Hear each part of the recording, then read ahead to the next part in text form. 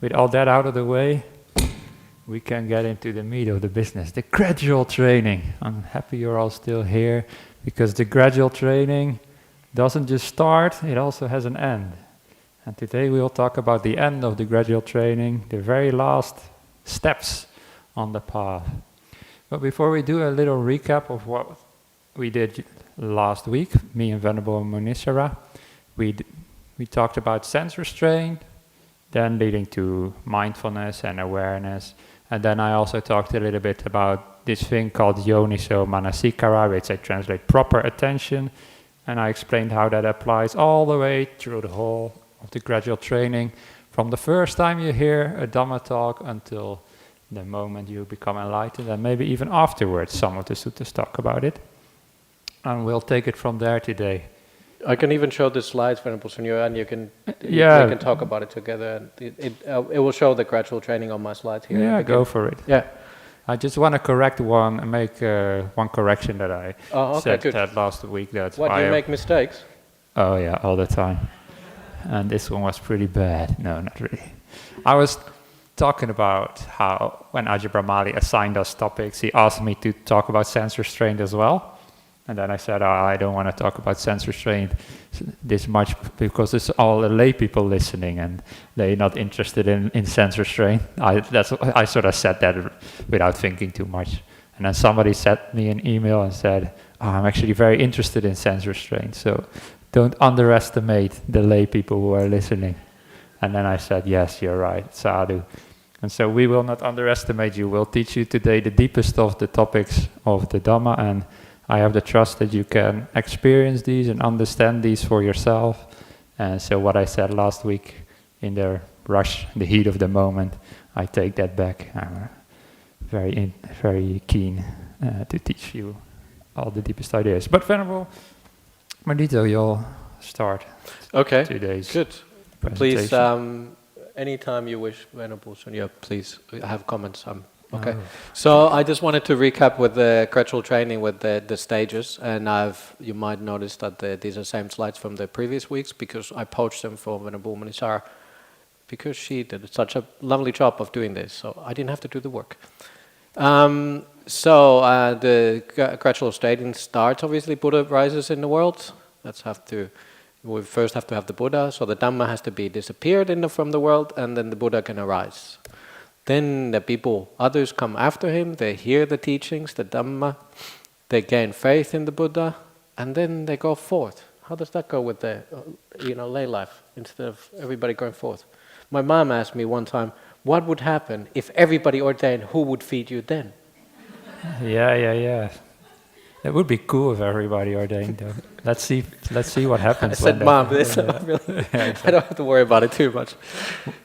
What if everybody becomes like a hairdresser, everybody becomes exactly. What if everybody becomes a chef? Yeah, exactly. Then we go into the Eightfold Path, and I will show actually how does the next ones will tie the right action, right speech, all these things, how will tie into the Eightfold Path. These are all part of the gradual training. Situational awareness. Quite often we teach seclusion. Everything relies on the seclusion.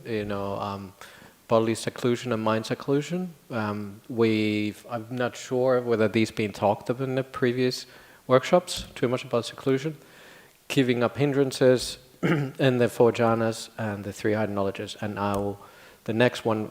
So today, what we'll talk about, as Venerable Sunyo said, giving up hindrances. Hopefully, giving up.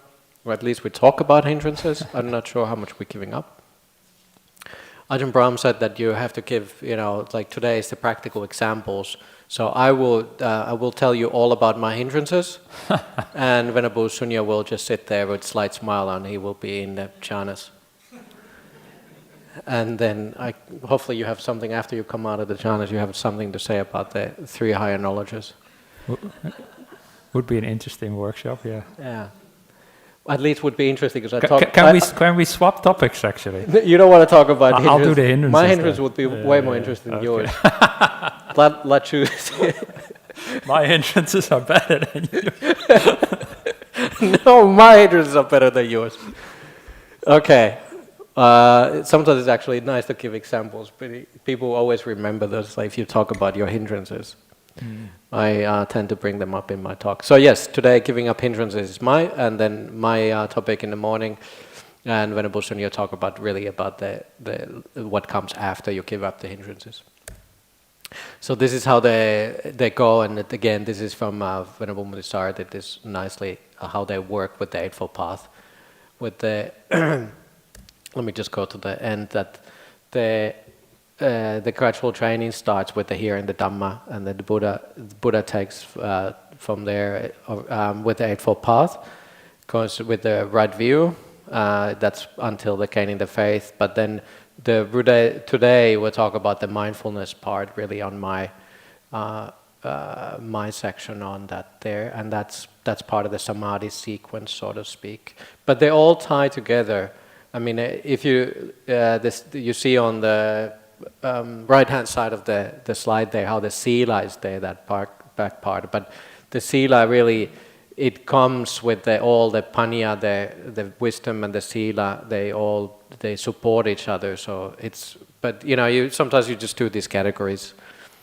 But that's how they are usually given. You have anything to say about the stillness of jhanas there? Maybe this afternoon. Yeah. Okay, here we go.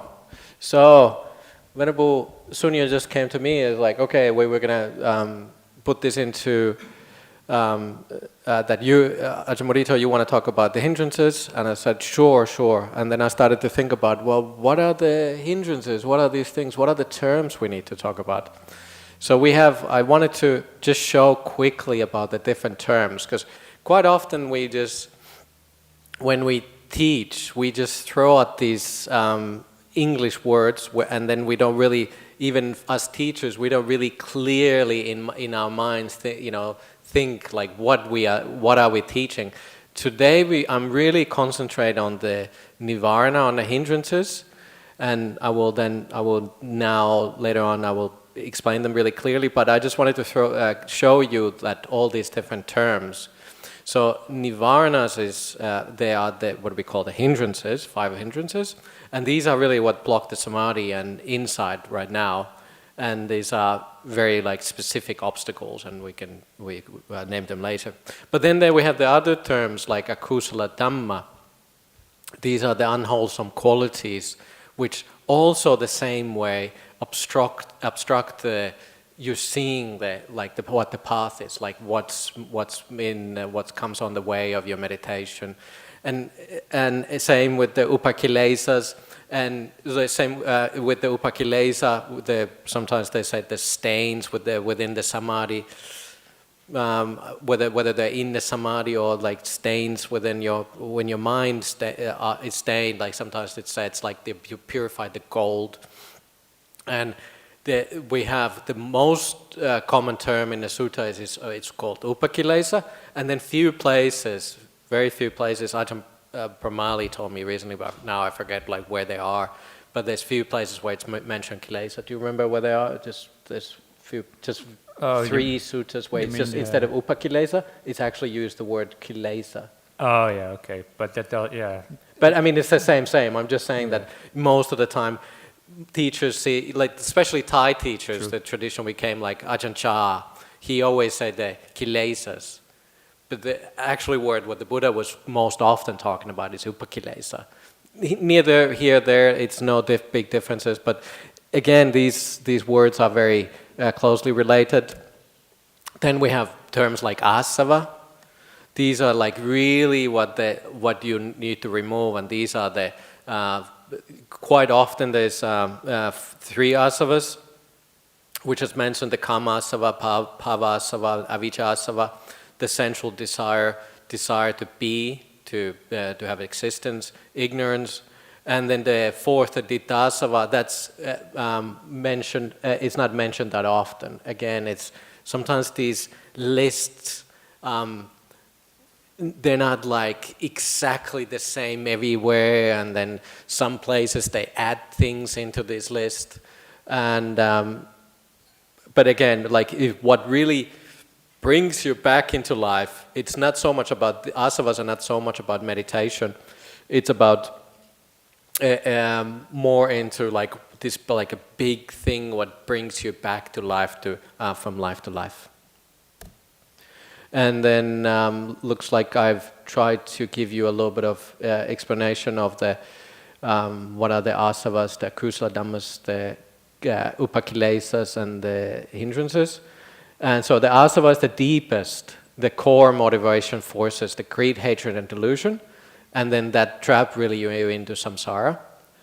The akusala dhammas, which is, okay, these are the like umbrella category for all mental states and actions that are reliably obstruct the liberation, cloud the clarity.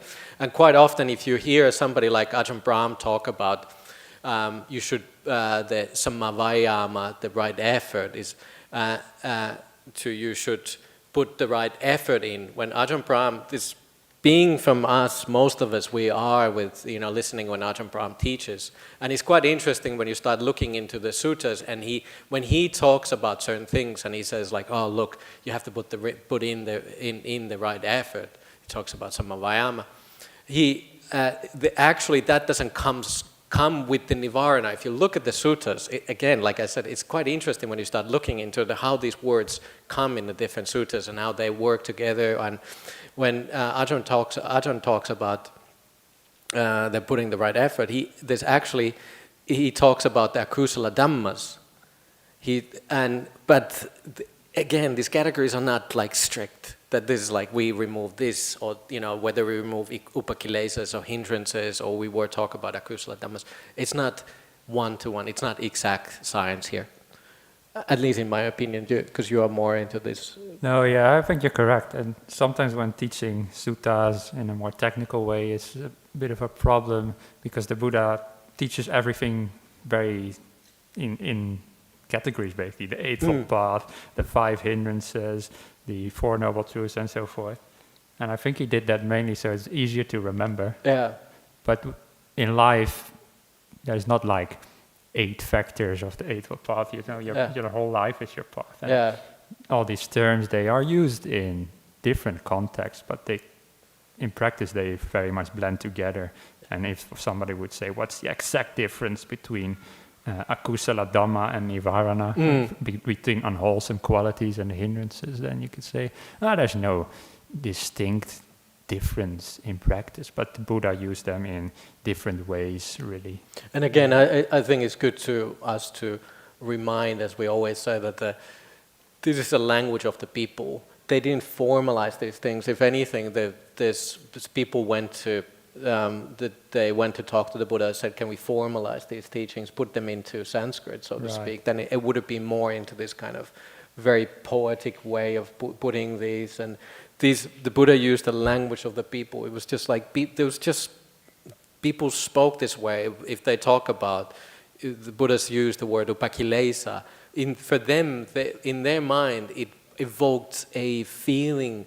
In their mind, they didn't have to think about very technically about these things. Yeah. It was just... Even like things like the 4 Noble Truths, people say that it probably came from a system of medical practice at the time. Right. Like suffering is like the disease, and then you've got the cause of the disease, what it means to be healthy would be the cessation of, and then the way to get healthy would be the path.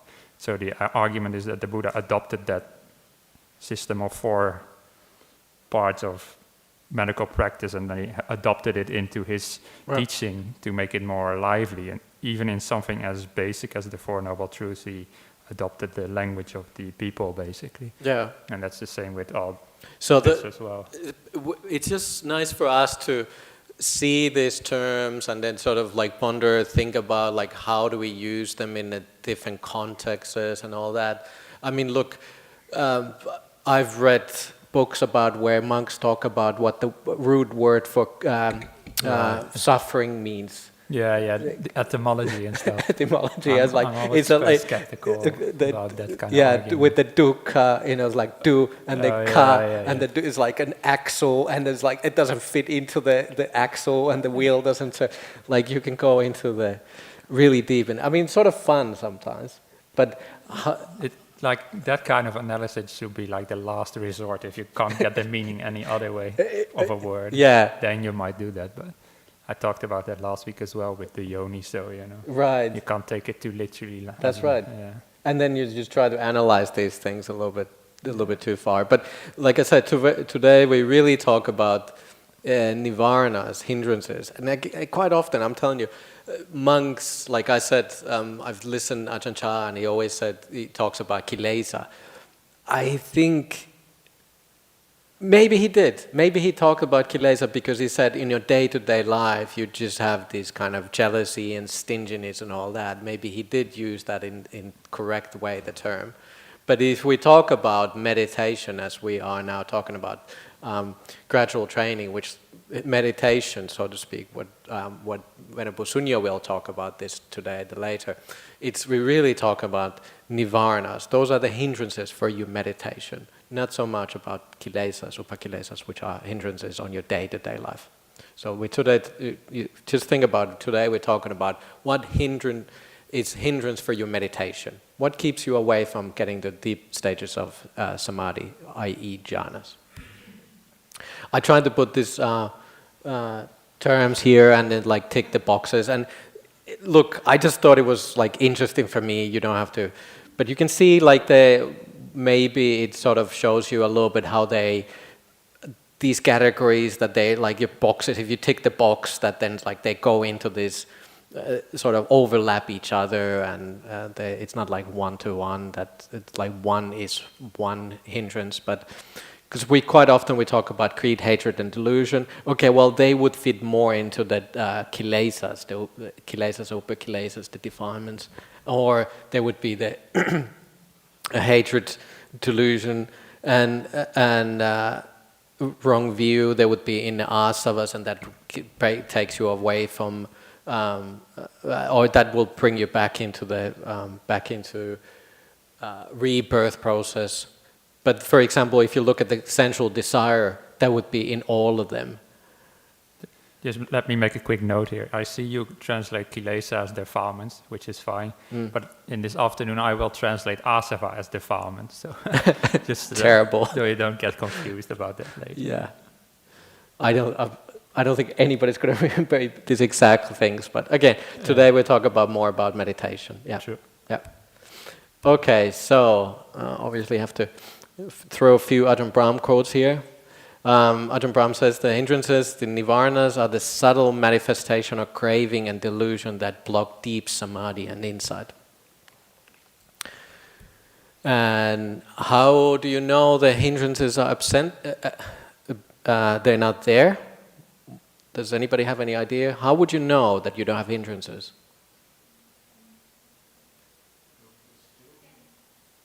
What's the acid test? Sorry, you still? Yeah, that's a good way of looking at it. That's a nice word. You still? Right, that's the right answer. The acid test. The ability to enter jhana is the sure sign the hindrances, they're not there. So that's really is like, again, what blocks you from the deepest meditation? You have one of the hindrances, one. Quite often, not just one, but they are sort of there. They are hindering you getting into the deep meditation. That's the sure sign that you will get, if you get into jhanas, that they are not there. Not just one, sometimes I feel like it's even more than 5. More than 5. Yeah. Well, we should have like, that's a good idea. We should have put like all kind of categories, what could be like hindering deep. But again, I think they had to categorize somehow, like what are the biggest things they... It's again this categorizing. Categorizing. It's like sometimes I also... which can also be problematic if you go analyze it too deeply. Same like, could Eightfold Path be Ninthfold Path or Tenfold Path? And sometimes it is a Tenfold Path. And in a way. And Sevenfold Path. Okay. It's probably again from Ajahn Brahm. I'm not sure. I didn't sometimes put the quotes here, but where they're from. But to overcome the hindrances, it's not just about suppressing the hindrances, but to understand where they come from, the roots. They are coming from attachment. they lead sort of to nibbida, and that's really weakens them. And Ajahn Brahm always talks about this nibbida. Everywhere he teaches, he talks about nibbida. And it's really is, nibbida is this word where some other teachers teach that is sort of just turning away. I use that word a lot. You turn away from the world. But nibbida really is revulsion. It's used as in a sense that it's like you see a pus oozing out. You have a boil in somewhere in your body, and then there's a pus coming out of it. You don't just like turn away from that kind of. If you have a wound in your body which is like oozing out something dirty and smelly, it's not just like, oh, it's okay, or just don't look at it. No, it's really you're disgusted about it. It's almost like you have a carcass around your neck. We go into the questions later, but you have a short comment?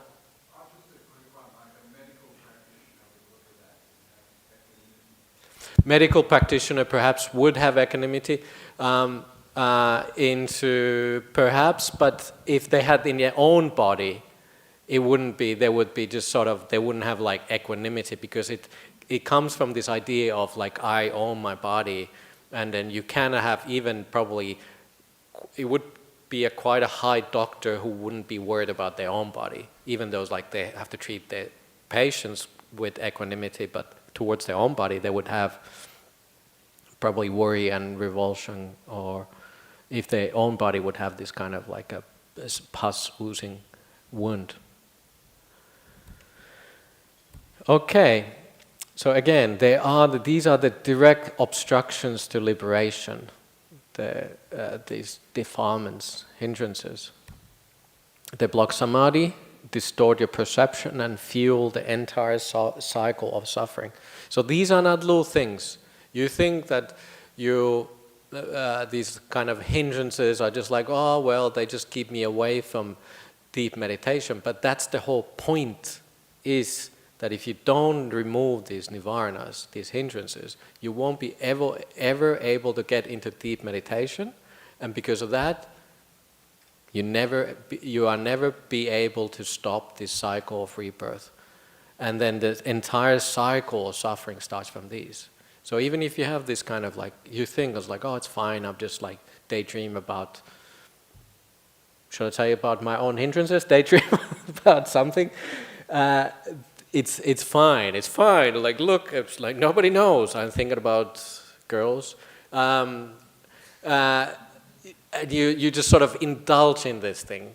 But that's actually, keeps you away from that, from the deepest meditations, and then that starts the cycle of rebirth. So these are dangerous things.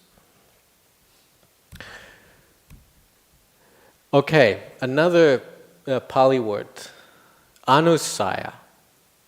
These are where the latent tendencies, the sleeping brood, so to speak, where the hindrances come from. And you can think about these hindrances, these are the active waves on the surface. You can see them, but we have this deep, the Buddha used this anusaya. Do you have any kind of idea into the anusayas, into this, like this, how the Buddha used it, or do you have any insight into anusayas? Yeah, it's more like ignorance itself would be one of the underlying latencies. It's like basically, as long as you're not fully enlightened, these tendencies are there. The tendency to get ill will, to get desire, to get. So even if you have abandoned the hindrances, then there's still this, and you're not enlightened. Exactly. You might even be in jhana, and that the potential for the hindrances to come back after you come out of jhana is still there. So then that tendency, as it were, is still there. So that's why you say it's more the sleeping roots. It's like underneath it in a way. Yeah, but it's not like a thing that you can like, oh, here, this is the underlying tendencies or whatever. In your mind, you cannot really like. Yeah, it's more like the potential for. It's almost like the memory is there. Like even if you have loving kindness, you know that you can get angry. It's almost like memories. There is something comes up, and then it doesn't have to be your karma that you get angry, or you haven't taken off this root really, that somebody tells you a bad word and the idea of self is there. So again, that's an underlying tendency. Or maybe habits, you could call it in a way. Like you have this, like, this is who I am, I need to protect myself. That is anusaya.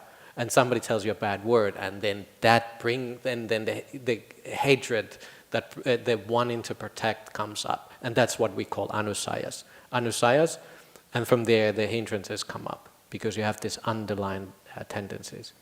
Again, it's just interesting word, but it's Buddha talks about anusayas in a few places, the tendencies, underlying tendencies. So we're going into the hindrances now. Actually, now we start talking about the hindrances.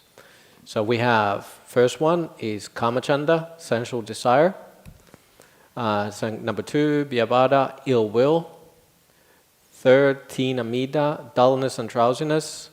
4th, uddhacca kukucha, restless and remorse. And vicikiccha, doubt.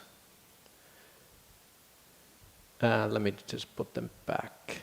So these are the 5 hindrances which keep you away from meditation, which are the deep meditations, which are the hindrances. Sometimes, and again, interesting, another word I found, Venerable Sunyo, I don't know if you find it interesting, but having given up these 5 obstacles and hindrances which parasite the mind and weaken the wisdom, it's, if you give them up, it's quite possible that you would know what's for your own good, the good for other, and good for both. So the Buddha said, once you have these obstacles and hindrances weaken, then you actually start knowing, well, this is what I should need to do for myself. And then from there, obviously, it's good for other and good for both. So some other places the Buddha says, you are almost like you're creating problem for yourself if your meditation is not working for yourself, other people, and both of you. So you are a troublemaker if you don't meditate well. So don't be a troublemaker. But then I did put the Pali word, avarane. Yeah, it comes from the same root as nivarane, and it's basically just a synonym. Yeah. The Buddha often uses like 2 words that mean exactly the same thing next to one another, just to make sure that the meaning gets across. Yeah, and it's, again, we talked about it many times, but the synonyms, there's a lot of repetition in the suttas, and Banda Suchado has translated here as obstacles. But again, these are obstacles for your deep meditation. So we talk about, first one, kamacchanda, sensory desire. Meaning you want something, you want happiness through the 5 senses. Sight, sound, smell, taste and touch. Not just that, but it really starts from there. And people probably know the word kama. There's a famous sutra called the Kama Sutra. Have you ever thought that? Maybe next workshop. You can talk all about your hindrances there. Unfortunately, it's not Kama Sutra. It's not in our tradition. No, yeah. So it's not going to come up. Yeah. But it's the same word. Kama really is that. It's really. Well, anyways, I'll come to that later what it means. But remember, here's 2 words, kama and chanda. I will explain them a bit later. So the Buddha gives a simile, is like you're taking out a loan. Any pleasure one experiences through these 5 senses must be repaid through the unpleasantries of separation, loss, or hungry emptiness. The pleasure is small compared to suffering you have to repay after that. So again, it's like we live in this world of five senses, and then the more you effort into it, you put into it, the suffering follows. Not just, it's interesting, and again, Ajahn Brahm talks about this often, that it's you have to pay with interest. So the more deeper you give into this kind of kama chanda, let's say you look in online things, the further you go into this kind of really sensual desires, the more it holds in there, it stays in your mind. And interesting thing is, like, I used to work for Google for a while, and I was sort of the big brother behind the scenes there. So I know all about what you've done there. And 20 odd years ago I was doing it, and these days probably most of it is done by AI now, but those days we still had to make sure that the search engine works, and I was there supervising it for Finland back actually, so you had to have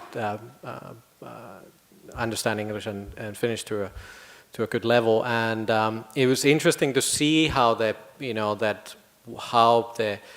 waves of the interest sort of come up and down. It's sort of like somebody does something interesting, like a celebrity, and then it peaks up the interest, like people always look for that, and then it just disappears. And then people have this, like there's this cycle of interest what comes.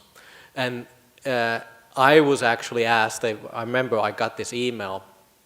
You have to remember I was a young layman at that time, and I got this email from my boss coming like, would you like to be part of the group which looks into the adult sensitive content? And I looked at the email like, what does he mean? And then it's like 5 seconds, my brain goes like tick, tick, tick. I say yes. And anyways, so I know the deep roots of internet. Luckily, I sort of just was getting into that part of the deep roots of internet, and then I finished the job for them. But you can, in this way, you can understand that this kama chanda, it goes like really deep. So if you think about it in a sense, what you can find online, you can look things which don't aggravate your mind so much. But if you start going with this kind of the desire with the kama chanda, you can go into the things which really wreck your mind, your mindfulness. So you have to, we talked about earlier about restrainment. So you need to, with your wisdom, you need to refrain yourself. I'm not going to start going towards that direction. That will really disturb my mind.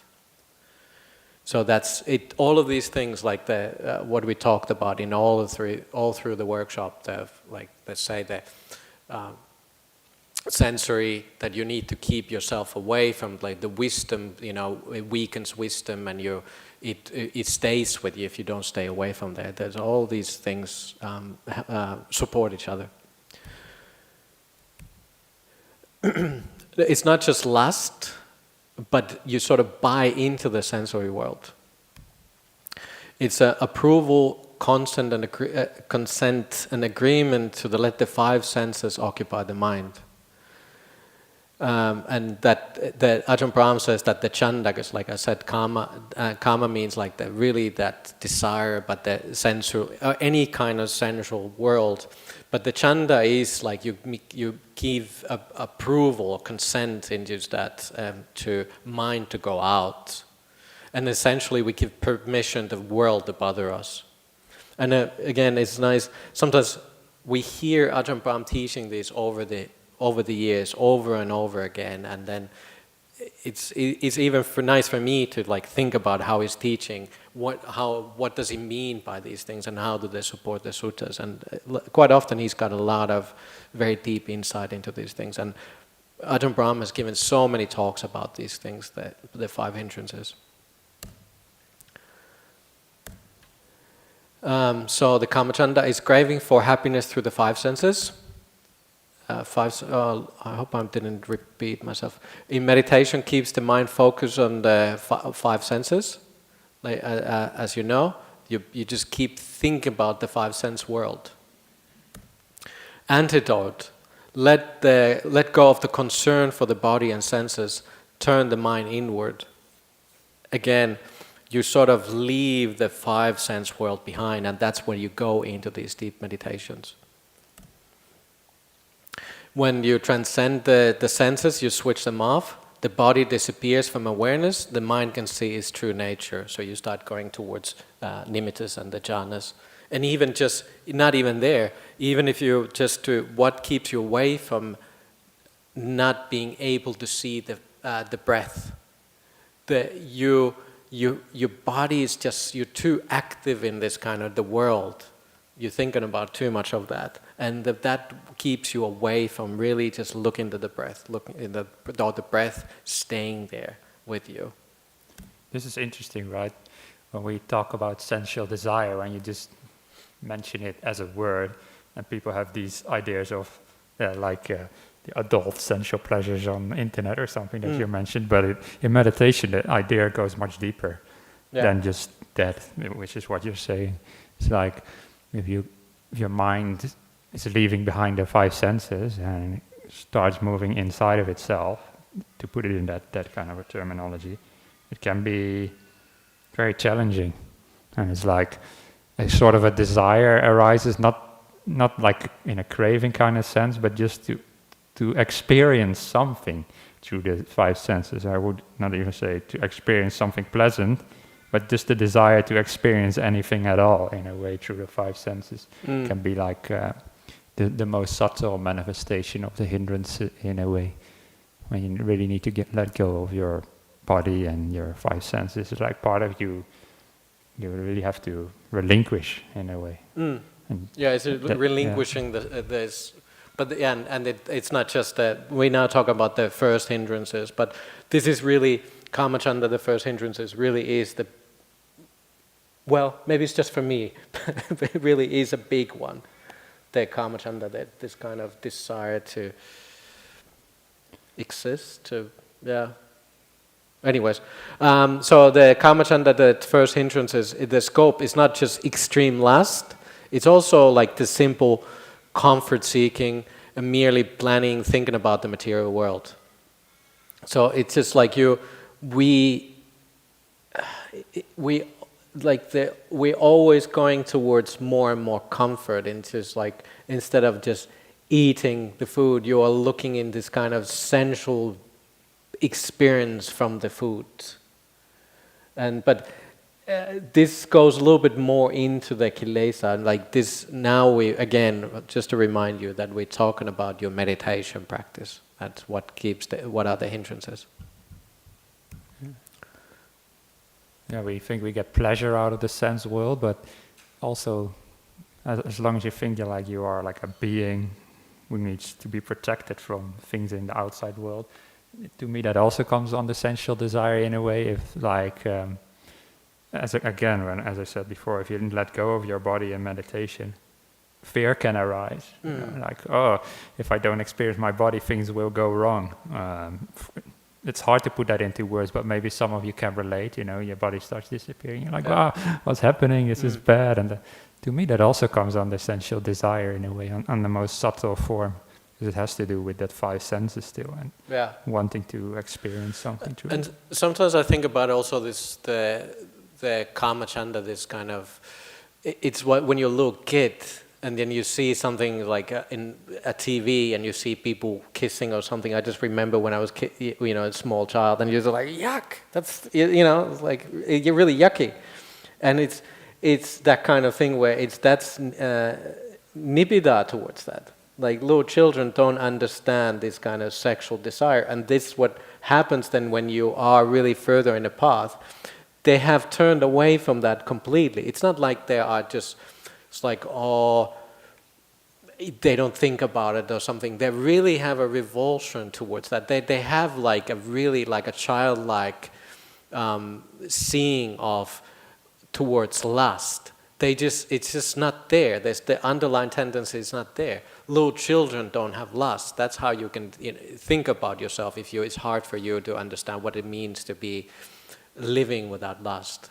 It's like children wouldn't have that. And that's with the Kamacchanda. They really, if you're on the path, you turned away from there. But it's interesting, which it's for me sometimes difficult to understand. Like somebody like stream enter, they still have the underlying tendency for lust. It's not disappeared yet. But sometimes it's mentioned. It's almost like the memory. It's almost like it's still there. Yeah. How can you use somebody like who really understand suffering? It's a good question, because I actually got asked a similar question when we were driving back to the monastery last week. Like, why is a stream enterer not like fully enlightened yet if they have right view? You know, they know about suffering. They know suffering, exactly. And then my answer was also, it's like these habits that they still have in their mind. If they really reflect back on it and they're like, okay, all these things are suffering, I know. Yeah. But it's like these patterns in the mind still. Yeah. It's like if you have a big train, it's driving, and then at some point they decide, we need to brake for the station to stop. Yeah. It still takes a while for the train to Yeah. come to us. It's sort of like that. But I cannot see that anybody being a stream enterer would have really strong kamachanda, lust.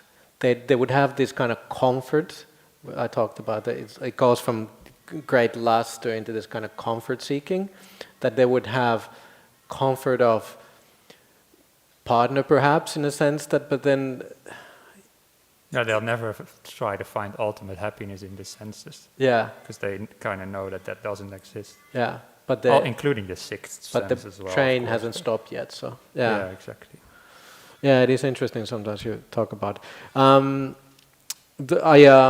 Munisara gave the simile, I just noticed, but they already had this slide here anyways. It's like, simile would be like falling in love. When you fall in love, you have the most beautiful partner.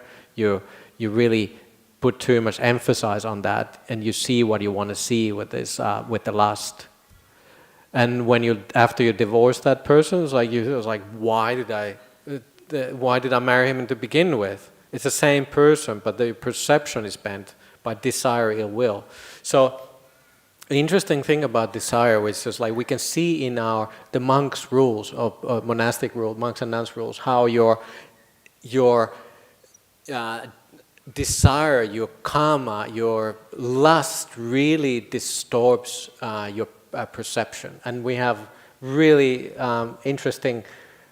You talked about the first offenses a week ago about Virajakas, and and then in the monastery, in the monks, not here. Yeah, when you're teaching the monks now, and it's like how in the Virajakas, when you have to disrobe if you have committed these offenses, how you're in the lust really. It's like your perception is so distorted with lust that even if some monks saw in charnel ground, they saw a corpse, and they really had lustful intentions for a corpse. That's how the lust really, in that least subtle form, the most grossest form, can distort your perception. So it's a really, really deep thing, the lust, the kama chanda. The metaphor. Okay, let's see what kind of metaphors I have. Oh yes, this is a sutta, what the Buddha talks about. It's like a bone. It's smeared with the blood thrown to a hungry dog. It offers a taste, but there's no really sustenance to that into this kind of sensually world. When you try to have something from it, it doesn't really give you that much sustenance. Or alone, you take a pleasure from the world of the kama, from the desire world, but then you have to repay it with the suffering or loss, and then what you get, it's actually you pay with interest. And Ajahn Brahm always talks about like be careful with these things because the interest you have to pay that interest. You really have to, and that's really it's about thinking about it long time. That's what the interest is. And how you turn away, nibbida, again, you're turning away, or Ajahn Brahm translates it as revulsion. You develop that revulsion, turning away from the sensory world. You start seeing it's like it's not worth it, or you really see it as a gross thing. It's like, I don't want to go there. And we don't actually talk about it too much, but for monks, monks get taught about this perception of ugliness, so to speak, that you see the body is ugly, but we don't really teach it for you lay people, because it's just, you live really in that sensory world, so it's not... You might get an email as well now next week. I might, yeah. But, yeah. But it's not, it is sort of applicable, but yet at the same time it's not really. In meditation, for what is good for you, like you're not so concerned about the body. Like an example there is, and if you have an itch, you turn away from the itch rather than scratching it all the time. You just don't keep going back to your body when you meditate. You just sort of, same with this, like if you think about your health or the other people's health or their bodies, you think about that, it's like how beautiful they are. Just sort of like turn away, in that sense is a nice way of thinking about it. Just sort of like, I'm not so interested. You just turn away, like, oh, I'm meditating now, instead of scratching that lust all the time. That's great that you include that on the essential desire as well. I don't often hear people talk about that, but if you're meditating and, like even if unpleasant feelings keep coming up in your body, and it has nothing to do with your posture, it just has everything to do with you like wanting to feel that in a way. Then that would also be a kind of sensual desire as well. It's just like, you can tell yourself sometimes, these pains in my body, they're not important, I can let them go. Yeah. And just doing that, your mind just moves away from them already. You're not so concerned. That's why there is, like, instead of just always saying nibbida is revulsion, it's also this kind of turning away. It's like, I'm just going to leave it aside. Now I'm going to meditate. Your mind goes, even for the aunties, you go for the boys. Oh, yes, no. Like, oh, no, turning back, I've been watching too much about Bold and Beautiful, not just the monks, Bold and Beautiful monks, but the TV series. And you think about, I don't know, oh yeah, I can hear the aunties laughing, so it must be hitting the right place. But so you think about those, like the head actor in the Bold and the Beautiful, how nice he is. Like, oh no, I'm meditating now. Then I'll look again about. It's like, okay, so you sort of turn away, you sort of limit yourself a little bit, and then if you see yourself thinking about too much of that, this kind of way, you start going from those crows things which you could see that my mind always goes from there. But then you're like, okay, because of this, it's like I think about boys too much. I turn away from that a little bit, and then it's not so much on your mind all the time. So you can continue watching Bold and Beautiful, but turn away from this kind of gross defilements, and you purify your mind slowly. And I think I've been talking about quite a while now. It's 9:30, so we could take a little break, and then we go for the number 2 of what keeps you away from meditation, deep meditation. So let's meditate. Let's not think about the Bold and Beautiful boys or girls. And if you need to have a break outside, then you can do that as well. Yeah. So let's not talk about in the hall. If you want to go and discuss about Bold and Beautiful, go outside. And 10 minutes we'll be back here. Thank you.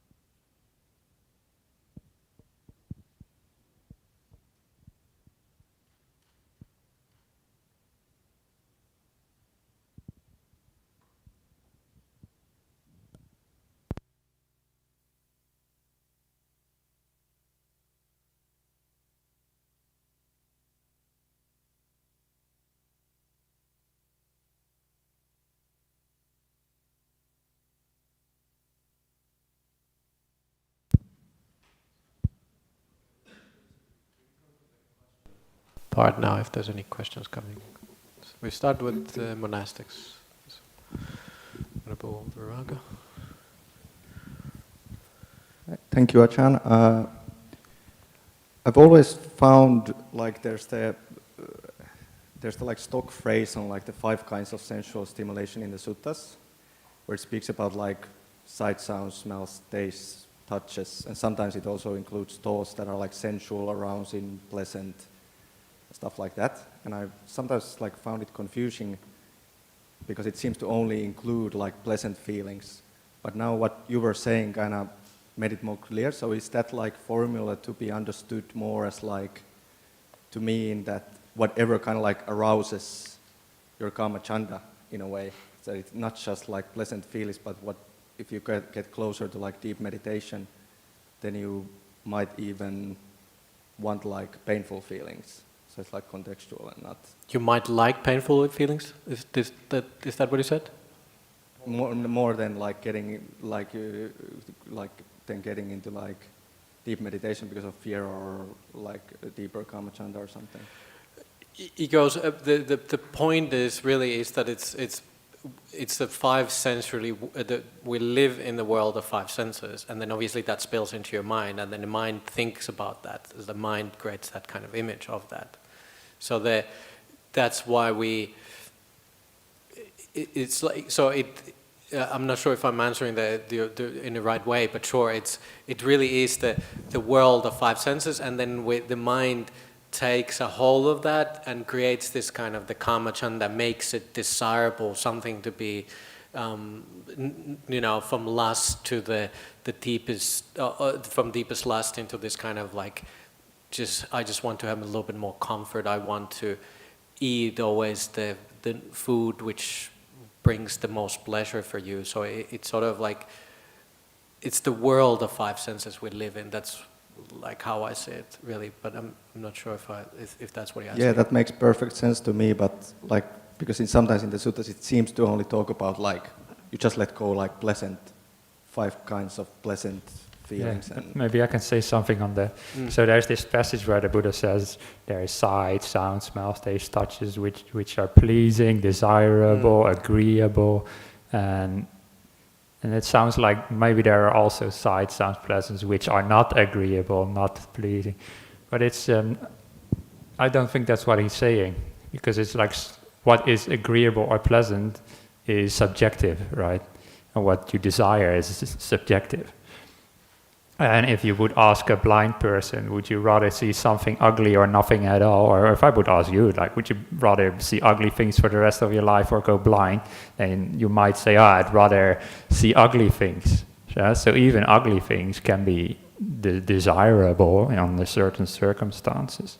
And that is also the case when your meditation goes deep. Then even pain can be like desirable in a sense, in that you'd rather experience physical pain than like let go of your body. And that's one of the reasons why people can't let go of their bodies, because they just rather experience it than not. Yeah, it's interesting actually. If you're sick, you would rather have that sick body than not to have body at all. Yeah, for example, yeah. And so when the Buddha says there is these sight, sounds, blah, blah, blah, which are agreeable, blah, and so forth, and you let these go when you go into deep meditation. And some people say, you only need to let go of like what is pleasant, like the taste of herbal tea. And if you just go and sit in your hut, that's enough to let go of pleasant, agreeable, desirable sense objects, like withdrawing or something. Or if you're just not watching Bold and the Beautiful, for example. But it goes much deeper than that, right? What is desirable is very subjective. And really, again, the acid test, as you call it, to know if you can let go of the desirable sense objects, if you can really let go of the 5 senses completely. And I don't mean let go just in a sense of attachment, but like, how do you say that? Like, actually let they disappear from your awareness. Yeah. And it's not, you don't have to really get too overboard with it. Sometimes you just like, there's a little bit of wisdom, like, I've been daydreaming too long, think about and it seems to be that now I'm thinking about too much about the desire of my body. I see it too much as a beautiful thing, and then the lust arises because like, I look so handsome. Therefore, you see you, and that's how it works. Bold and the beautiful. Bold and the beautiful. It's like, oh, I'm beautiful, and then therefore that person that it's beautiful. But so you're sort of like, oh, well, that's enough. I'm like, now I'm going to meditate. You just sort of, there's this kind of like this movement of turning away. There's just a little bit of wisdom arises, and then allows you that calm to come. You don't have to sort of fight it too much. Thank you, Ajahn. Thank you, Venerables, for the nice presentation. Yeah, thank you also, Venerable Virago, for that comment. Like Chakkuvinyaya Rupa Ita Kanta Manapa, I also interpreted that as like the sights themselves are desired and pleasing, not that they're pleasing Vedana, like only pleasant sights, so that's helpful also. And Ajahn, I liked what you said about also just talking about the mind either turning onto, say, the object of meditation or onto the body and the senses of the body, even if it's in the beginning, like the breath, which is technically a sense object of the five senses. And one of the translations of chanda that I saw and heard was interest, and I really like that. I wonder if you have any comments or thoughts about that, like just interest in the sensual world. And for me, that's also helpful, like when the mind becomes even just a little bit more calm, it's almost just, you're just not interested. Like if you just, maybe a sound or a sensation comes up in the body. And for me, the feeling of like, how you asked earlier, how do you know if the hindrances are gone, or at least if they're diminishing? For me, like one of the feelings of just even a little bit, like if I know in the beginning of a meditation, if I tell like, oh, my mind is either not going in the right place or it's going in the right direction, is like, how much interest is there? And it's almost just naturally the mind is just less interested, so it just naturally starts to focus more. Do you have any comments or thoughts on that? Either of the translation of chanda? It's true. I mean, it's almost like that the world is inviting you. Like, oh, look at me, look at me, look at me. And then there's just that little bit of movement turning away, like, oh, I've turned away from the body or essentially world, so to speak. And then it's naturally to be a lot more calm with that. You cannot have, you go from gross defilements into more and more refined state of mind.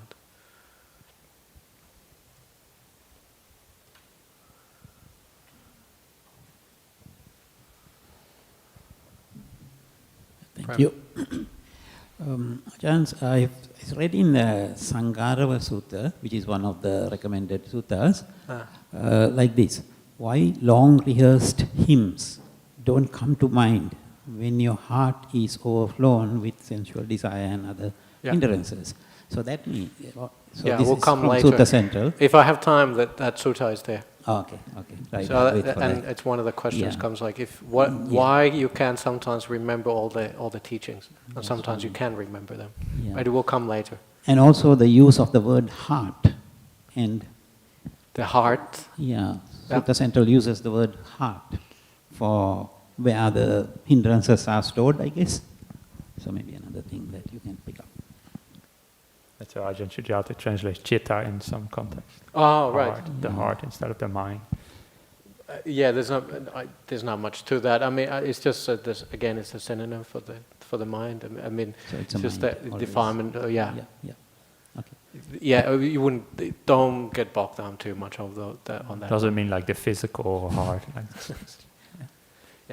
Thank you. I'll wait for your next session. I just wanted to ask quickly about, so when it comes to the kind of restraint that prisoners will experience in solitary confinement, we know that can be really damaging, and that's a bit of an extreme when it comes to this kind of turning away. I'm just wondering if you had any kind of input on that kind of phenomena, because they clearly experience hallucinations and other kinds of issues there. Yeah, again, today we talk more about hindrances which keeps you away from meditation. So goes a little bit more into those kind of the other parts of your life.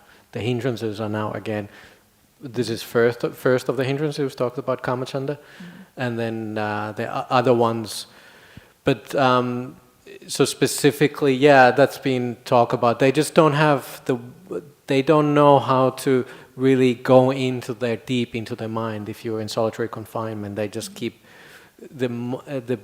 you keep spinning in this kind of world of five senses, even though you've been locked away. So you start hallucinating. So yeah, absolutely, it's very damaging for your psyche.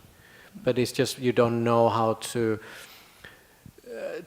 You just don't have that kind of kindness, because this all starts from your your kindness of your heart, your sila, you have a pure mind. If you have a pure mind, then you can just be with your own in that kind of calm state. But if it's like somebody's in prison and they definitely put into the especially it's like in Australia, if they put you in that kind of space, well, you have done something which is like you have a lot of anger, and the anger will come later on, one of the things. So it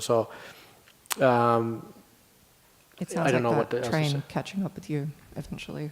Sorry? It sounds like the train catching up eventually, the metaphor that was used before. Yeah. Yeah. Yeah, if sensual deprivation, to use that term, is forced upon you, that's not has to do anything with meditation. No, it's completely different what we're talking about. If in meditation, if your mind is well developed, you can even let go of the five senses in a noisy and busy environment. Even if people are talking around you, you could technically just move away from that. It's not ideal, but it is possible. So it's very different, in that way. Just with the one of the hindrances we're talking about as well with doubt, I'm just wondering if, at least from my understanding anyway, that cynicism would be at least a better translation for myself, because I understand doubt can also be a little bit more proximal to definitely. We go into the doubt, and that cynicism is definitely, as a Western people's way of our doubt comes in that. It's like it sounds too airy-fairy, fluffy, but like we come to that later. Well, I'll try to, because I'm the morning session, so I will try to sort of gone through all of these five now this morning. But yes, I want to wrap this up quickly, but just as well when it comes to kind of finding the meanings, definitions, semantics. I'm just wondering how much weight we should give to the Pali translations, because I see the value in them, but I feel like the way that I'm approaching it is I'm looking at each of the words as kind of a container, and it only gives you like a kind of partial view of it, and actually the points to kind of see within that, because you've also spoken about how the Buddha was using the language of the people of the time. So I'm just wondering if like it's not so much getting wrapped up in the specifics of the Pali term as much as it is actually trying to like tease apart and actually get a feel for it. More emotionally than logically. There's a little bit there's a little bit to that. There's like you just sort of have to have this kind of, you come to the teachings, and like we teach you meditation, we have to have a certain kind of context, and it was like, oh well, look in your mind. Do you have one of these hindrances, and it has a different manifestation, but you could almost sort of like, well, this seems to be hindering me from it, and so you can almost like give it a label a little bit in your mind, and then you can just like, I know it's okay. Oh, this is my big thing, which always keeps me away. Whether it's instead of doubt, you just sort of have a what did you just say? Cynicism. It's like I'm always like, oh, I could, that's part of my problems, but you just sort of have a way of thinking about it. Yeah. So just regarding that, I'm curious if you would encourage, because like I find myself kind of trying to translate some of the terms, because even when other people use other English terms, it doesn't quite have the same meaning to me. And if it's just trying to actually just use find whatever it comes to myself your mind. and what makes the most sense. That's fine. When a definition of samadhi came up in the last week's materials, and it got kind of described as like a uniformness, a unity kind of thing with the one-pointedness. I hadn't had it given that exact translation before. But I can see why it was, because again it comes as a synonyms in the suttas, because like Buddha used a lot of words, and then they just use that like the ekagata unification of the one point. I'll talk about that unification this afternoon and why I translated that way. But in general, translating Pali, be careful if you don't have much experience in the language to give terms your own meaning, because I don't know how much you do, maybe you do, but it's even translators who translated for 20 years, they still learn new things about terms and so forth. Sometimes you could sort of like, in your mind you start telling a story, this is what it is. Yeah, and it can be very easy to over-interpret things. Yeah. I'll just give one quick advice and then we'll turn to the rest of your hindrances. Well, your presentation on the hindrances. Your hindrances. Or our hindrances. Don't make too much out of single Pali terms, whatever way you translate them, because this is what happens very often. Then I see people, they just focus on one single term, and that's where they derive a whole big concepts out of. But when you interpret terms, always take into account context. How are they defined? How did the Buddha use them? How do they fit into the gradual training, for example? And don't just take one term and try and translate that in isolation. It doesn't work. And that's my general advice, which is just about translating, nothing particular to do with. And it's one of the reasons we always throw out the Pali words quite often in our tradition where we teach is because we start seeing how we use the same word all the time, and then you just sort of get the feeling of it instead of just using English. It's a bit too vague sometimes. I think especially so with samadhi being mistranslated as concentration, and I don't think it's necessarily a mistranslation as much as it is that in English concentration can mean multiple things. You're right. Yep. Because like I kind of got a sense for samadhi having that one-pointedness and all that, and it's like to me now to like put that into one word, it feels like a bit like I'm trying to do a bit too much with it. But I can see how like, again, that's what I'm kind of getting at with like teasing it and also being aware that the English terms have multiple definitions sometimes, and it's not getting stuck in that. Okay, let's have one more quick question, and then I have to continue, otherwise I don't get it done. Yes, quick one, okay? Yeah. Quick. Yeah, when I'm thinking about Kama Chanda in meditation. Kama Chanda. No. Kama Chanda. I think of it as something that, because the desire is something you want, that's pleasant. Yes. Something to be, or something to get rid of. That's the three ways you can have desire. So in your meditation, when you come across certain feelings, because you want to be, you're going in there wanting to be peaceful, wanting to be something. And then you're having these bodily feelings and mental agitations or mental pleasantness, and you get attached to them. So for me, the way I interpret it, and I'm not too sure if this is what you're also thinking, Kama Chanda is when you're meditating to let go of all of that and let peace come by itself. So that your desire to be, to have the nimitta or to have the jhana, you have to let go of that. Mm-hmm.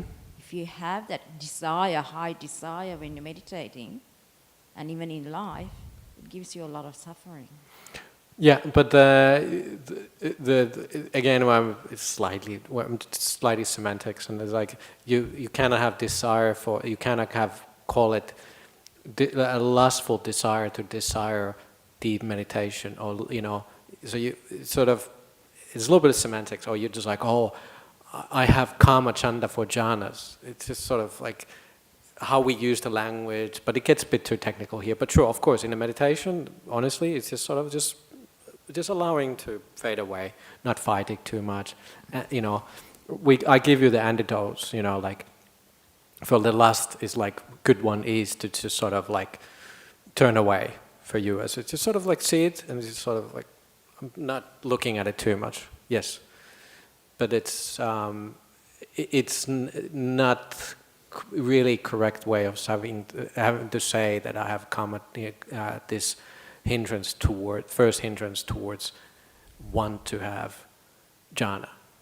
But I would put desire for jhanas under restlessness. Yeah, probably. Again, I mean, look, we still have to do 4, so let's see what the other 4 give us. Okay. Again, so I'm going to continue now, and we're going to go until what time we have to? 10:30. Yeah. Great. I've done one, and that took me over an hour, and I have half an hour for 4. Here we go. Ding, ding, ding, ding. Okay, let's go. Number 2, Vyapada, ill will. Another thing which keeps us away is from deep meditation. So today, this morning, we'll talk about hindrances, what keeps you away from deep meditations. Ill will. The desire to punish, hurt, destroy includes hatred, resentment, and guilt, ill will towards oneself. So that's quite interesting. It's like a lot of these things, what we think about, it was just like, again, think about this way. What do you think when you meditate, so to speak? You think about desire, or second one, you could have ill will. They what's the Dhammapada verse? They hurt me, they beat me, they hurt me, then the third one, and then it's like the one who harbors those kind of feelings will never have really deep meditation. But if you have the opposite, like then your mind is ready to be having a deep meditation. It's like the simile is like you're being sick, and the sickness denies you of one of freedom, of happiness, of health. So the ill will denies one of freedom, of happiness, of peace. So you have to think about like, why wouldn't you want to give up the ill will? Because the opposite is what you get is actually happiness or peace. So you think you want to hold on to the ill will, but actually the wisdom comes, oh, this is hurting me. I want to go to the peace. In meditation can manifest as a dislike or rejection of meditation object. That's interesting, isn't it? It's just like, quite often people like, you go into any meditation classes, except here, they always say, go back to the breath, go back to the breath, or back to the breath. And all the time you're thinking, it's like your mind is not ready for that, you just sort of you reject the breath. You don't want, it doesn't just stay with it. Except only here. Except only here. We don't tell you. I'm sure there's other places. Go back to the breath. No, at least we don't teach that kind of like, true. Go back to the breath. Antidote. Applying loving kindness, this kind of softness, easiness, friendliness towards anything really. But now, again, we talk about meditation. Whatever your object is, it's like you're instead of like fighting your thinking mind, if you have the previous one, you have the kamachanda, you think about girls or boys, and you just have this kind of like metta. Interesting, metta is an antidote actually for this kind of desire of the 5 senses. Embracing it with caring, delighted attention, like the mother with the child. So really, again, Ajahn Brahm teaches breath meditation is really care about the breath. And towards other, when you see that the ill will, the second hindrance coming, how do you see? What do you so like? You see that they are also suffering. Understand that they are just conditioned beings. You have a boss from hell. They were just conditioned. It's not like they don't want to be loved. You just see their suffering as well, that they were conditioned. Their father, mom and dad didn't take care of too much of them. So that's why they are sort of like spilling out of them. They were conditioned to be that way. You just see their suffering. It's like, oh. And then you have the understanding, compassion coming. So you don't obsessively think about it, and the mind goes into the more peaceful state. Towards oneself, self-forgiveness and learning really is a big thing. It's just ill will towards yourself. You just, well, what's the Ajahn Brahm? Do I come here? Okay, no, it comes later. But Ajahn Brahm's thing is AFL, acknowledge your misdeeds, forgive and let go. You have this kind of self-forgiveness. You have like, yes, I know I'm not perfect, but I've learned from that and just able to let go more and more. The further you go into and more you get into the meditations, easier, hopefully. If you hate your meditation object, you will never get peace. You treat the breath like a friend, not an enemy to be captured. Ajahn Brahm quote. And it's really nicely what Ajahn Brahm says. Everywhere, many places you go, it's like you hold on to the breath, you capture it. Like this is my object. Everybody tells me breath meditation. So you capture like an enemy. You hold on to that. It won't stay with you. It doesn't get you to peaceful state. It just doesn't work that way. I don't understand how would anybody think that's a meditation. Okay, so that was the ill will. Number 3. Okay, looks like I'm in a good speed, maybe too fast. Number 3, what keeps you away from deep meditation? Tina mida, sloth and torpor, sometimes translated. It means having the heaviness of the body and dullness of the mind, leading inertia and depression. And the simile there is like you're imprisoned in cramped, dark cell, unable to move freely into the bright sunshine outside. And really is to going into the tinamita, this kind of sloth keeps you as like, instead of getting into this kind of mind is bright, what happens if you have the opposite of that kind of sloth, your just mind is become brighter and brighter, it becomes more and more bright. You're going towards the nimittas and then jhanas. When you're going, leave the sloth and torpor behind. Interesting thing, sometimes been said, that this is one of the last hindrances to remain. One of the last things, actually, when you start getting into deeper, mind starts calming down. One of the last things, actually, is which leaves your mind is this kind of like dullness, almost you could call it. Like the mind starts going calm, and you associate that with this kind of like, oh, I'm just gonna fall asleep now. The mind, if you haven't learned it yet, the mind might think, or mind thinks, this is peace, therefore I'm going to go to sleep now. It's one of the last ones. In like a subtle sense, kind of asleep, right? Yeah, it is sort of like, it doesn't start brightening up, it just goes into this kind of dull state, and it's like, go to sleep now. Again, the cause often stems from lack of joy, negativity, or boredom with the present moment. There's not enough joy there. And it's again, what you start seeing when the mind starts brightening up, when the mind is calming down. It's not a boredom. It's the opposite of all these things.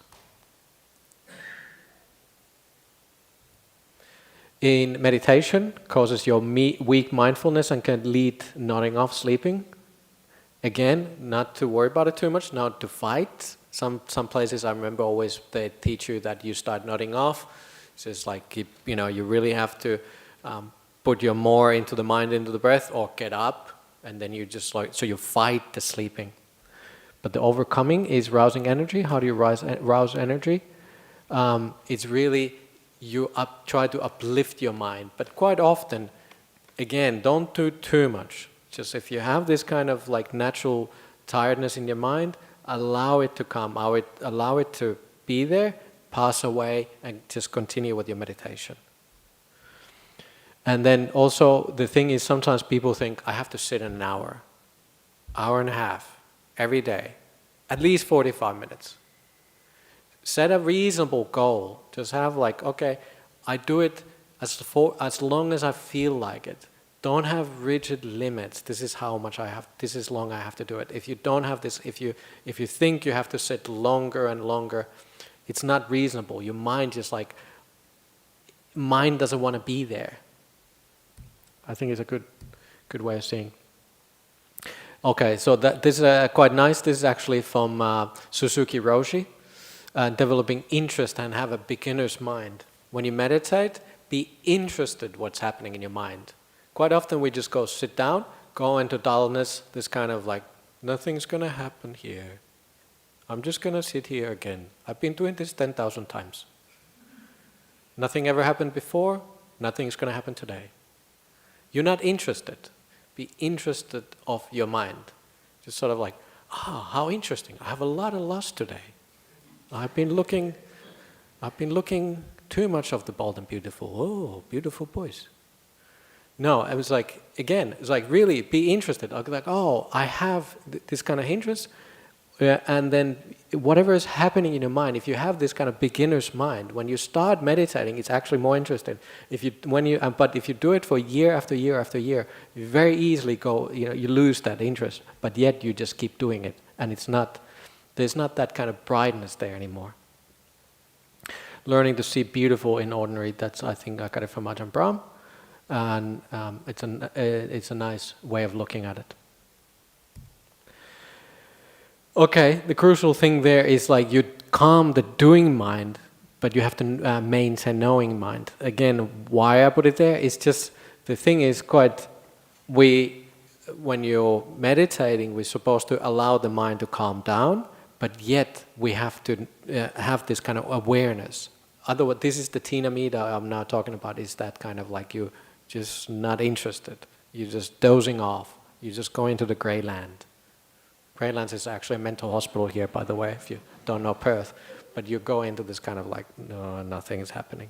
So I don't know why I know why they name it Grey Lands, but it's the worst name to have a mental hospital, Grey Lands.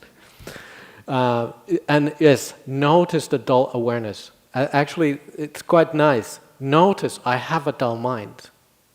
Again, don't fight it too much. Just say, there's not enough awareness. Maybe you could do something. Most of the time, it's enough to just noticing it. It's like, I'm being too dull. Okay, so I put a simile here. I think I go a bit faster, but everybody's heard this. Simile from Ajahn Brahm, how he struggled when he was in a hot jungle monastery in Wat Pah Nanachat in northeast Thailand, how he always struggled there.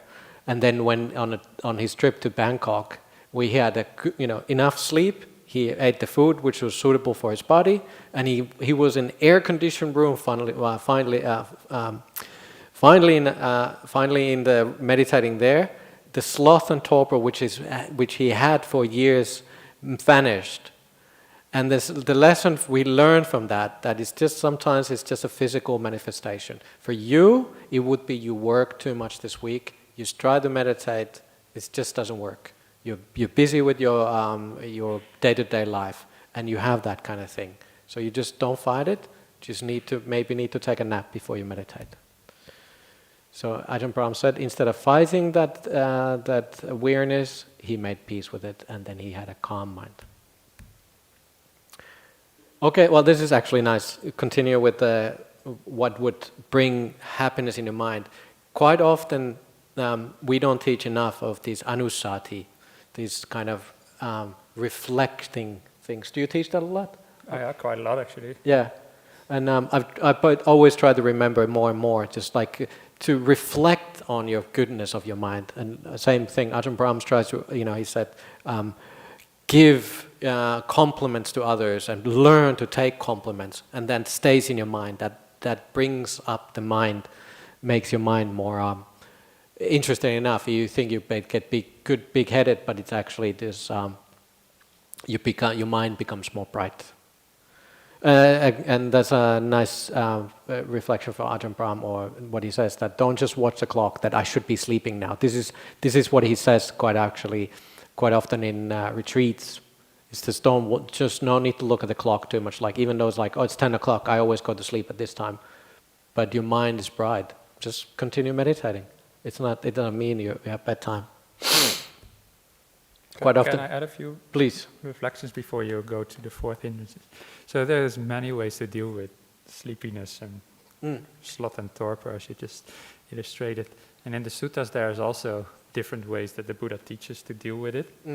And one I like a lot is to imagine that it's light. Yeah. Like, especially when you're meditating early in the morning or in the evening, and it's dark outside, and then your mind also can become dark or dull. It's time to sleep. You think like subconsciously. And the Buddha recommends imagining like it's bright daytime. Even in the middle of the day, that can sometimes be helpful when you're sleepy. Just to imagine this light inside, and then it just wakes you up. Yep. Another one which he mentioned is pulling your earlobes. Yeah, I know. Rub your face, pull your earlobes. But chanting is something I do where I have quite a lot of sleepiness.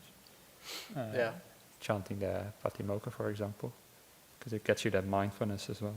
So there's many different things you can do with sleepiness. The interesting thing about this, quite often when you teach meditation, people like, oh, I think I had a good meditation. I was like, there was not much happening. Quite often I think the dullness comes into the mind. There's not enough interest there. You don't see happiness in people's faces. I like this kind of thing. I was so joyous. Really? well, it doesn't look like it. I think this is like you go into this kind of sloth. Yeah, sometimes there's like a fork in the road of meditation, you know, and there's like a dead end somewhere where there's kind of like peace, but not like happiness kind of, with lots of awareness kind of peace. Peace, exactly. It's like the, peace. Peace. But the real happy, the joyful peace is what we want to... Yeah, that's a good word. We want joyous peace, not dull peace. Yeah. The dull peace it's the opposite of what I was teaching on that, the third hindrance, what keeps you away from meditation. Can I go to the fourth one? Please. Running out of time. It's funny, because we don't do this enough. It's like I can see that I'm slide 32 and I have 69 slides. It's just sort of like not enough practice. I don't know, but I'm not going to go through them all. But yeah, anyways, what's the fourth one? How do you say that? Kukucha. Yeah. You said it perfectly before. Oh yeah. Restless and remorse. This is the monkey-like mind, what people always talk about. Your mind goes from tree to tree, go from dot to dot to dot. You're never satisfied. Your restlessness comes. And it's a 2-point here how I've translated this restless and remorse. The simile is like you're slave to your thinking, being slave. You continually, this is from Ajahn Brahm, you have to jump from orders of a boss who always demands perfection, so never lets you to stop. But these similes are actually from the suttas themselves, but the explanation might be from Ajahn Brahm that you can hear. The slave is obviously, but yeah. Why is it dark? Oh, okay. Huh? What happened there? Okay, so the second part of how do you translate this? Remorse. Agitation and restlessness is caused by bad consciousness or past misconduct.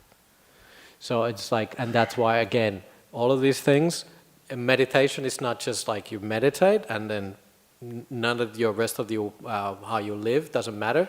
Everything in the Eightfold Path supports these things, supports of allowing the mind to calm down naturally without having to do, that really removes your hindrances. The underlying causes, the anusayas, they don't come up so much. And what's the bad consciousness? It's the karmic effect of your past misdeeds. So you've done something in the karma, and that keeps coming up in your meditation. That's the remorse. You keep thinking about it. And the antidote for that, obviously, is purify one's sila. You take your 5 precepts, and you think, I'm going to keep my sila. And that's the wisdom starts. Wisdom arises from there. You become more and more gentle, and meditation happens easier. And quote from Ajahn Brahm: restlessness is usually fault finding.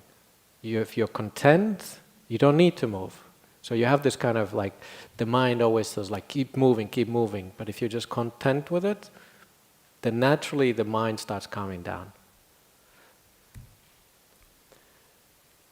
Okay.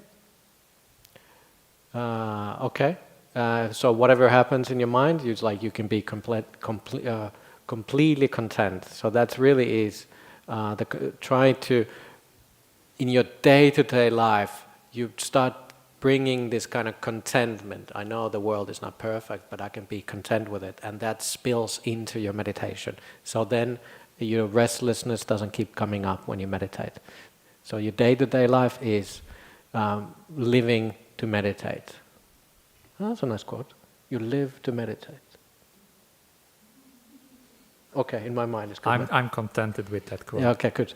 So whatever, even with all the breath you have, you're more satisfied with it, with that moment. And then remorse, this is where I put the AFL. Admit nobody's perfect. Even your husband is not perfect, unfortunately. You thought he was, or your wife. They're not perfect.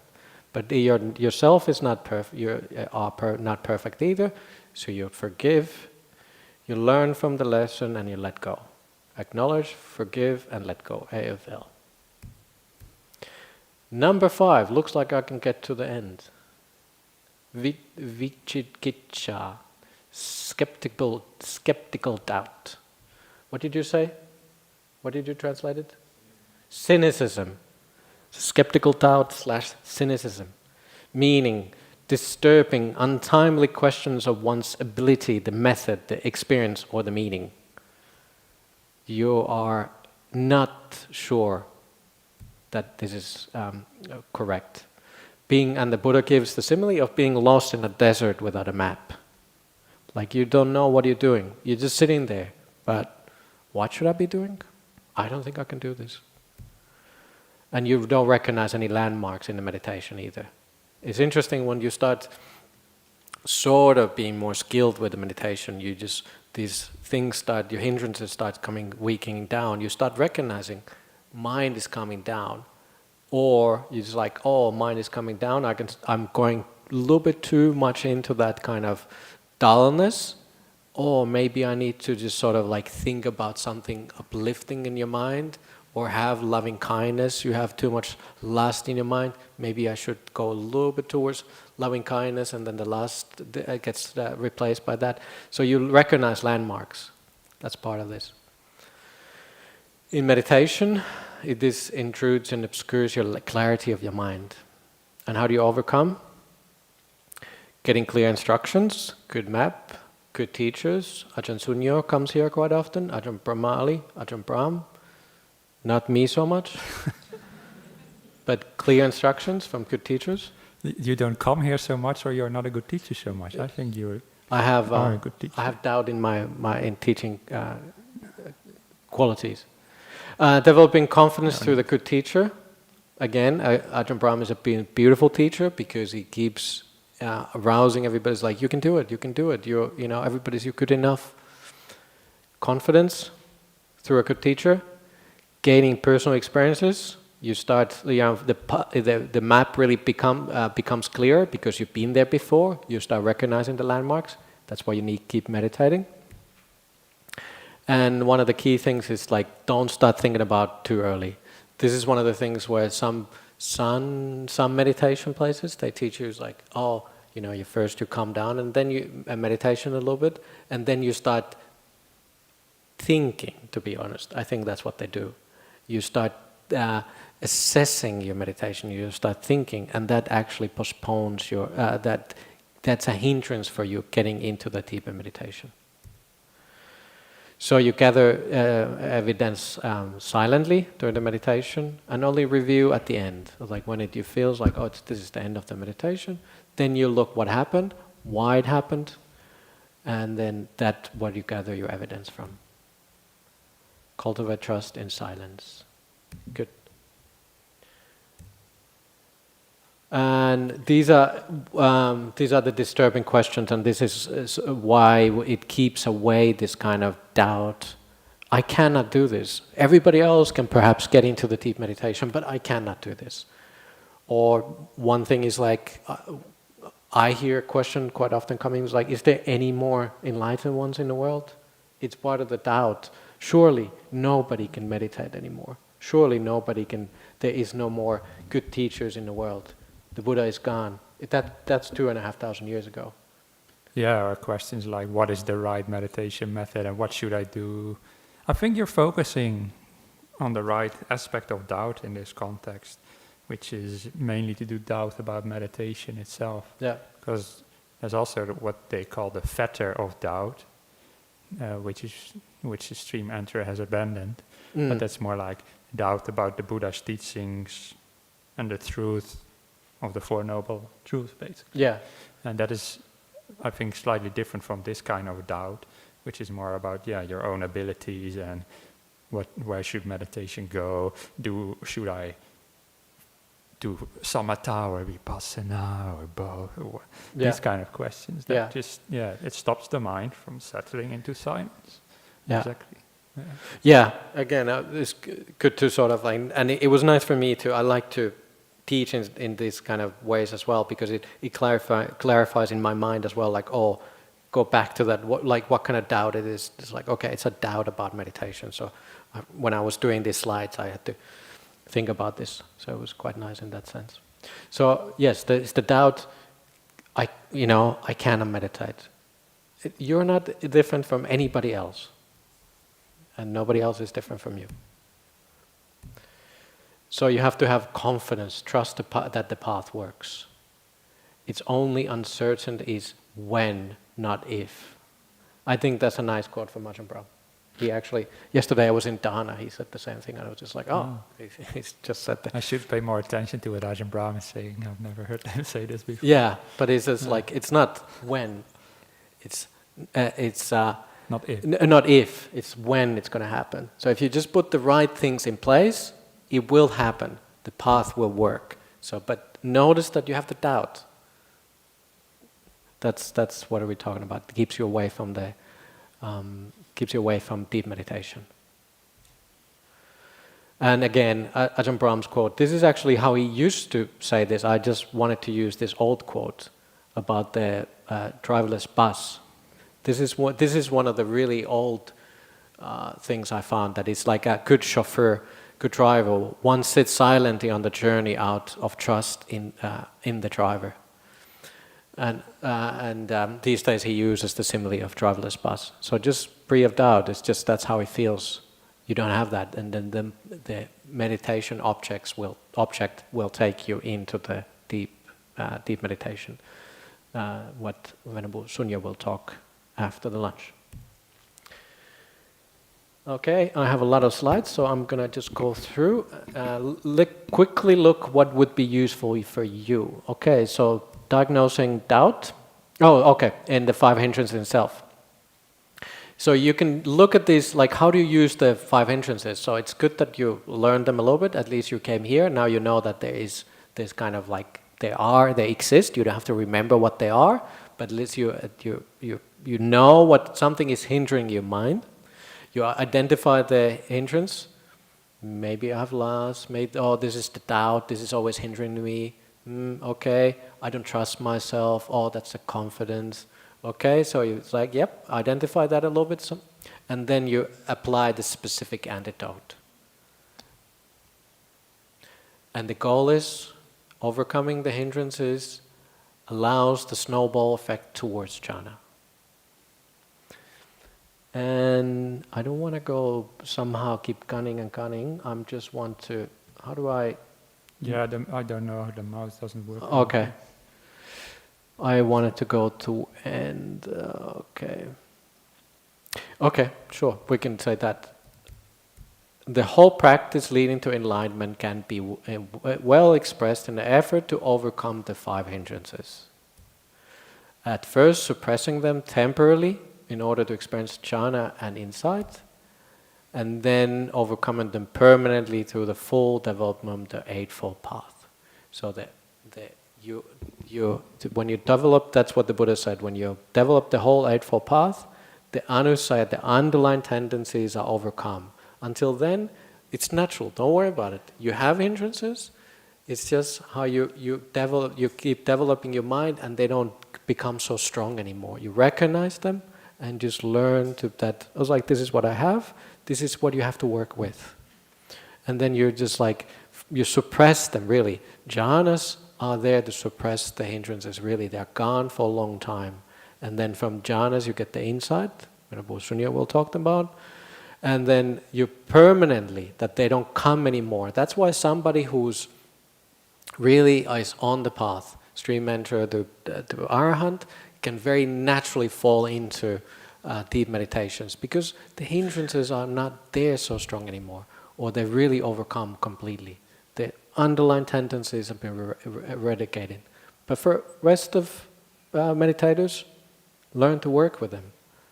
Don't get too discouraged with it. But do I want to say anything else? Look how much work I've done for you. I wanted to say, by the way, we could do an evening session. Today's evening chess session is 7 core message. Here we go. The hindrances are enemy number 1. So actually, My teaching today was the most important thing you're going to be hearing. These are the ones which will stop you getting enlightened. 5 hindrances. That's what you need to cultivate. It's a really important thing. The hindrances are the enemy number 1 for you to get enlightened. So these are not just little things in your mind. Oh, I just have a little bit of lust in my mind. Oh, be just fine. Careful. That will stop you getting enlightened. That will bring you back into the samsara. That will bring you back into the dukkha. So start seeing them as something to be abandoned, moved away, turned away. So I had to looks like I had to put a few more similes from Ajahn Brahm. Ajahn Brahm's theoretical physicist perspective. Then these people who are in the universities can't see the obvious facts because they don't want to see it. That's a direct function of the hindrance. You don't want to see something. And as a teaching interpretation as a meditator, as being a monk for a long time, that why are there so many different teachers? Obviously because there's a lot of people who want to be teachers, but why are there so many different interpretations of teachings? Because the hindrances distort the process. We see what we want to see. We bend the truth. So even with the teachers, quite often, they think they're teaching the right thing, they think they're teaching the hindrances, but the hindrances have bent the teachings. So you actually teaching what you want to teach, but not what the Buddha was teaching. That's about the broader outlines, of course. Yeah. You kind of abandon hindrances and disagree about what a Pali term technically means. Yeah. Yeah, just to clarify. But it's just... Because I might disagree with Ajahn Brahm again in this afternoon. Yeah. It's just, but... who's got the worst hindrances? It's just like... these hindrances that go from the deepest to like distort the reality, but obviously with it's like what keeps you. But if you go into the deep meditations, then you can trust that you can trust your mind rather. That's what I want to say. So overcoming hindrances isn't just about suppressing the hindrances, but you understand the roots in attachment that leads to nibbida, revulsion or disenchantment towards the sensory world, and then you go into what Banda Sunyo will be teaching in 1.5 hours time. And that's my session for this year. Sadhu, sadhu. All right. Good. Not too bad. Thank you very much. So we have a question for you. You need to ponder, think. Oh yes, this is for the breakout session. Would you like a question for that, or just meditate on the 5 hindrances? Tell us your worst 5 hindrances. No, we don't want to. No, okay. Yeah, so this at 12 o'clock you come together and discuss something to make this a bit more engaging. And we were thinking about what shall we ask them? And then I had this slide up while I was preparing my slides for this afternoon, and the first title slide was the Gradual Training, but what for? ? And we were like discussing what questions should we ask them this afternoon for the breakout session. Well, and then I suddenly was like, well, we can ask that question. The Gradual Training, but what for? And I don't want you to give like a theoretical answer. There is no right or wrong answers. I just want you to discuss in your group from your own experience, your own life, the reasons that you come to these workshops, the reasons that you're interested in Buddhism, and the reason that you want to practice this gradual training. Why? What for? And what does it mean to you, instead of just a theoretical answer? Yeah? And then you don't even need to sum it up in the afternoon. I just want you to engage with each other on a practical level. Does that make sense for you? Yeah, it's sort of like, why wouldn't you just meditate? Why do you need to come to listen to teachers and study the suttas and all that? What does it give you? And or interpret that question how you see fit for yourself, really. Yeah. It's just as a discussion starter, really, without having to have a specific answer. Yeah. Okay. So what's the question again? Gradual training, but what for? What for? Okay. Why did you come here? Why did you do gradual Good gradual question. training and so forth? Why do you meditate? Or So come here 12, and we will come here 12:30 to see your answers. yeah. Thank you.